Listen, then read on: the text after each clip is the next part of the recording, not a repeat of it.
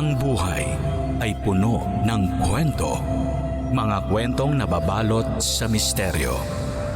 Liham ng gabi. Liham ng gabi. May mga taong may kakaibang kakayanan para makita ang hinaharap. Pero paano nga ba kung ang hinaharap na iyong nakikita ay puro kasamaan at kamatayan? Gusto mo pa rin bang mahulaan ang mangyayari sa kinabukasan? Magandang gabi.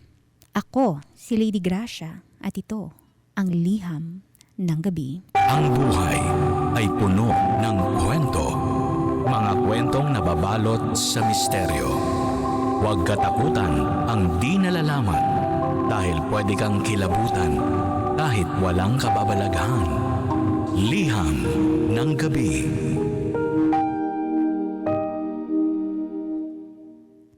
Hindi kailanman tumitingin si Aurora ng diretsyo sa mga mata ng tao. Para sa iba, isa lamang siyang mahiyain at misteryosong babae na laging nakayuko ang ulo. Ngunit ang totoo, may bitbit siyang sumpa. Sa tuwing titingin siya sa mga mata ng isang tao, nakikita niya ang isang imahe o isang larawan kung paano, kailan o saan mamamatay ang tao na iyon. Una niyang naranasan ang sumpa na iyon sa kanyang ina nung bata pa lamang siya. Habang binibihisan siya, nakita ni Aurora sa mga mata ng kanyang ina ang huling sandali ng buhay nito. Nakahandusay sa banyo at duguan ang ulo. Binalaan niya ang kanyang ina.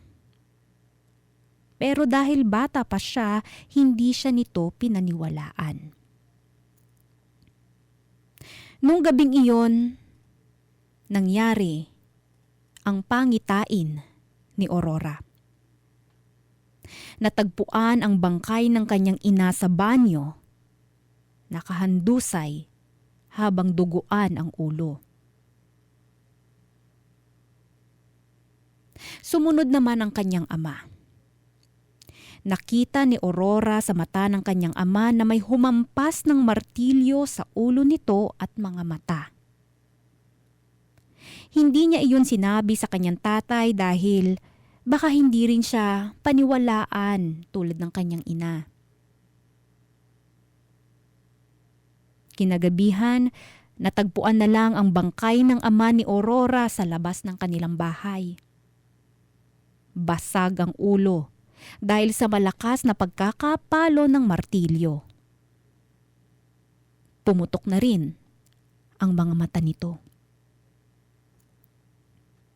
Mula nung naulila si Aurora, dinala na siya sa bahay ampunan.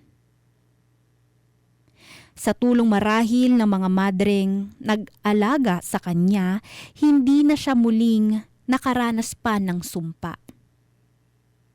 Namuhay siya bilang normal na bata.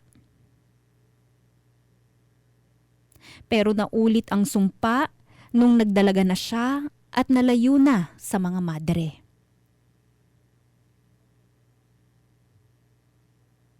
Isang gabi, habang naglalakad siya pauwi, aksidente niyang nabangga ang isang lalaki sa tapat ng isang madilim na eskinita. Sa pag-angat ng kanyang mukha, nagtagpo ang kanilang mga mata. Sa loob ng itim ng mata ng lalaki, nakita ni Aurora ang isang malinaw na imahe. Isang duguang kutsilyo na nakasaksak sa dibdib nito sa loob mismo ng isang lumang, abandonadong bodega. Binalot ng takot si Aurora. Alam niyang mangyayari ito sa loob lamang ng ilang oras gaya ng nangyari sa kanyang mga magulang. Dahil sa konsensya, sinundan niya ang lalaki ng palihim upang balaan o iligtas ito. Ngunit huli na ang lahat. Pagdating niya sa lumang bodega, nakita niya ang kanyang pangitain. Sumilip siya sa siwang ng pintuan ng bodega at doon nakita niya ang lalaking nakahandusay. May kutsilyong nakasaksak sa dibdib. Eksaktong-eksakto sa larawang nakita niya sa mga mata nito nung nagkabungguan sila. Napasigaw si Aurora sa takot at mabilis na tumakbo palayo sa bodega. Lalo pa siyang bumilis nung narinig nito ang mga mabibigat na yabag ng paa na papalapit sa kanya.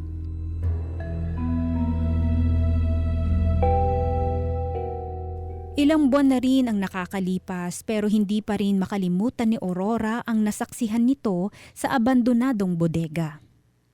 Mula nung gabing iyon, mas naging mailap si Aurora. Natakot siya na baka ang susunod niyang makita ay ang sarili niyang kamatayan.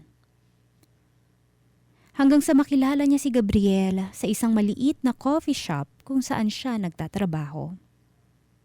Si Gabriel ay isang tahimik at mabait na lalaki. Nung una, iniwasan din ni Aurora ang mga mata nito. Ngunit may kakaibang pakiramdam na humihila sa kanya. Isang araw, lakas loob na tumingin si Aurora sa mga mata ni Gabriel. Inasahan niyang makakakita siya ng aksidente, sakit, pagdurusa o kamatayan. Ngunit nagulat siya. Walang imahe sa mga mata ni Gabriel. Blanko. Purong itim lamang. Ito ang unang pagkakataon na nakakita si Aurora ng taong walang nakatakdang kamatayan. Pakiramdam niya si Gabriel ang tanging tao na hindi niya makikitang maging isang bangkay. Pakiramdam niya hindi na mauulit ang sumpa sa piling ng binata. Nahulog ang loob ni Aurora kay Gabriel at naging magkasintahan sila. Pinagkatiwalaan din niya si Gabriel sa kanyang itinatagong sikreto tungkol sa kakayanan nitong makita ang kamatayan ng isang tao base lamang sa mga mata nito. Hindi naman siya hinusgahan ng binata kahit ramdam ni Aurora na hindi ito naniniwala sa kanya. Ayos na rin iyon siguro. Para minsan sa buhay niya, maranasan niyang maging normal tulad ng iba. Isang gabi, habang naghahanda si Gabriel ng hapunan sa apartment, napansin niyang nakabukas ang drawer ng kanyang nobyo. Isasara na sana niya iyon pero naintriga siya nang makita ang isang pahina ng lumang dyaryo doon. Nanginginig ang mga kamay niya habang binabasa ang balita sa dyaryo. Tungkol iyon sa lalaking pinatay sa abandonadong bodega ilang buwan na ang nakakaraan. Agad niyang ibinalik sa loob ng drawer ang dyaryo dahil sa takot. Bakit meron nun si Gabriel?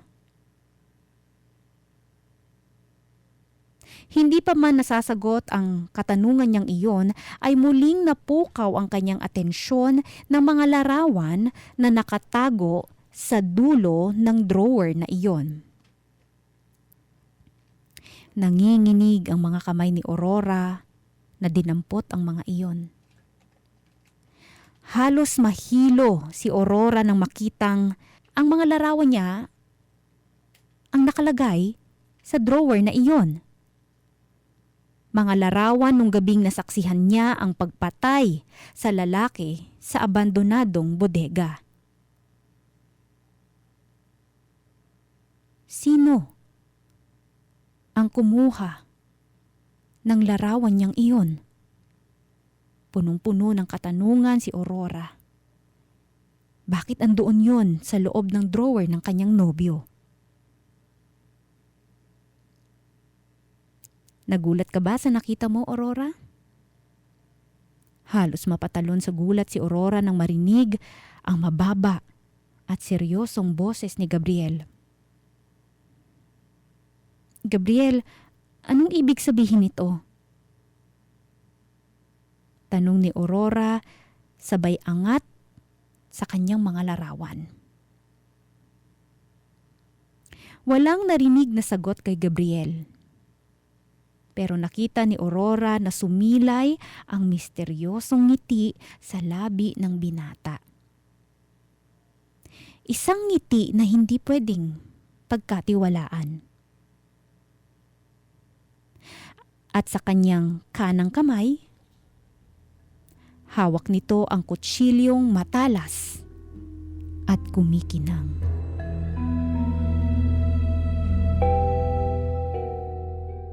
Nagtataka ka noon kung bakit walang imahe ng kamatayan sa mga mata ko?